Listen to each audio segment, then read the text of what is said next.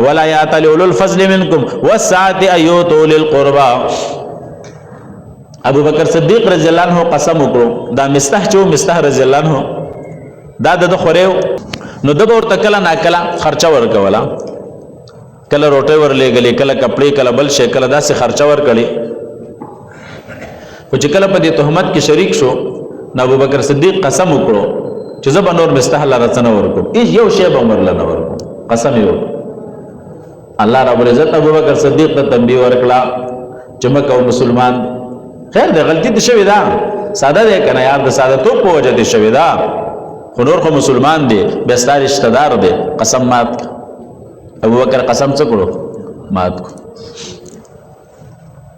ولا یأتل أولو الفضل منکم، قسمونه دین کوي خاوندان د فضل ستاسو نه، وسعت او د پراخی، ایو تو للقربا چې ورګ خپلوان ہوتا، والمساکین او مسکینان ہوتا، والمهاجرین او مهاجرون فی سبیل الله.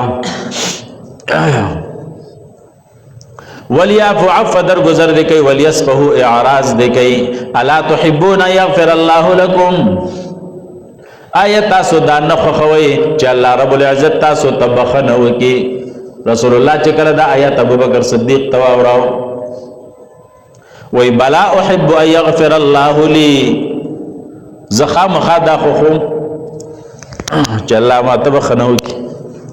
ورد النفقت الى مستح، او دا کور ته ډایرک خرچه ورولېګل.